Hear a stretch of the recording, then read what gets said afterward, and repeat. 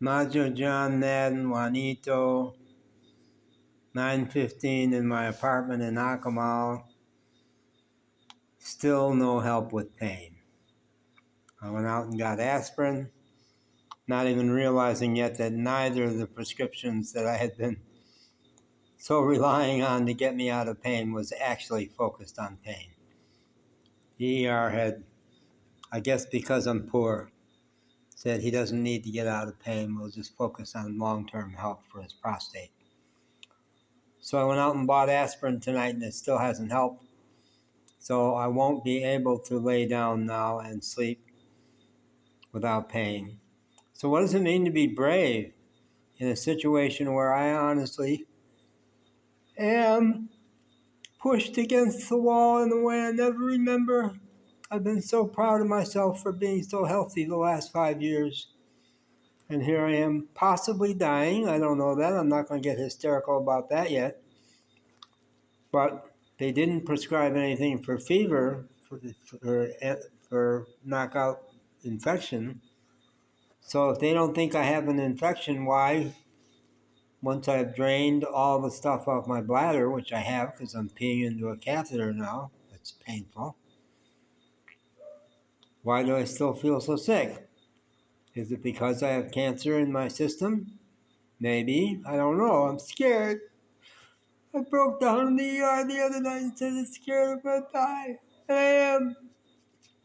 So how do I find courage? I just threatened and said, I'm going to find the right combination of aspirin and ibuprofen and alcohol, tequila. I might. I don't know. But my friend Tom Kilby, who I've been talking to a lot, will understand in a way that nobody else will, that the way I can find bravery in myself right now, I'm an Irish storyteller, is to tell a story, and I'm a performer, tell a story about a time I performed.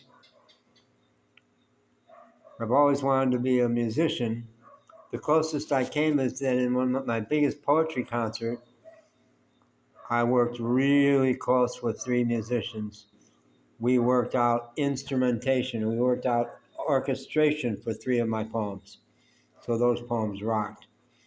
150 people at $15 a head. I had them in the palm of my hands. It was probably the highest experience of my whole life. And I was taking them to a wonderful place that only I could. I made them super happy, super inspired. They were on their feet screaming Majo. And I got to say, I had 7 musicians behind me. Tracy Schmidt, who was the serious poet, the semi-famous poet, she had a 4-person band who were laying down a nice little ambient soundtrack behind her. I had actual music behind me, rocking it. And I got to say to that crowd, who really did adore me, say, I've been waiting a chance to do this my whole life. I want to introduce my band. So I did. But I wasn't singing because I was never a singer. I'm a lousy singer. I can't hold the tune. And I was in the Jubilee Singers. I was 16 years at a church that was all about the arts. And I was in the choir. And I had to stand next to Sherman Hoover, who would say, up, up, you're going flat again. So they had a big birthday party every year. It was the 25th birthday, and it was going to be a karaoke party. And all the different teams from Jubilee would put a karaoke together. Well, the singers, the choir, we were a ringer, right? Well, almost didn't happen at all because we were doing Grease, and I've been telling people I'm watching Grease on Netflix right now. Not only did I live through the 60s in high school, but it means a lot to me because of this show. Our karaoke was going to be the Summer Lovin' song between Danny. I've said one place he was Johnny, but the John Travolta character was Danny, and against Sandy. And that happens to be my wife's name. And I was in the backup. I was one of the greasers singing backup. And a week before the show was to go on, the guy who was going to be Danny dropped out. I don't even remember why. But some kind of thing, he dropped out. He wasn't going to do it.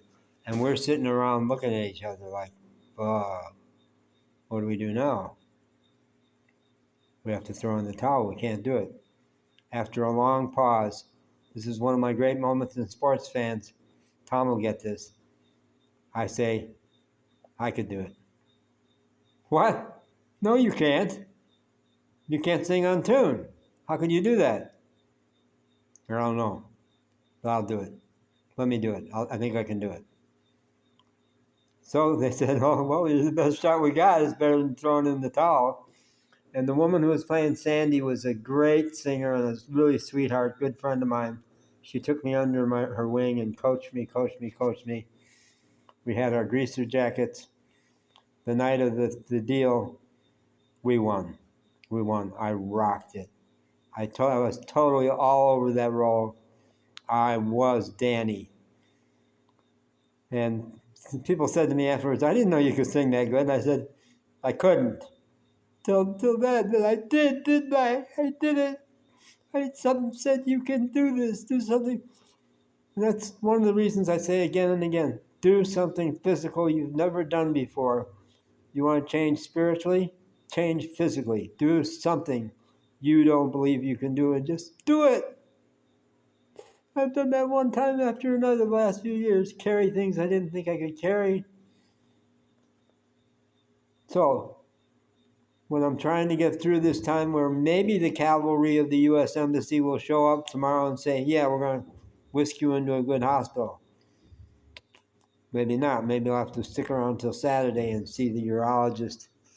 It's going to be a good urologist. It's the same urologist you would pay top dollar to pay, but they donate some time to the poor person's hospital.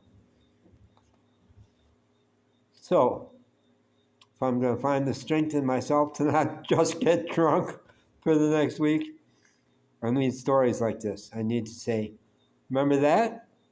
You did that. You did that. You can do this. Yes, you can. Yes, you can. Okay. Bye.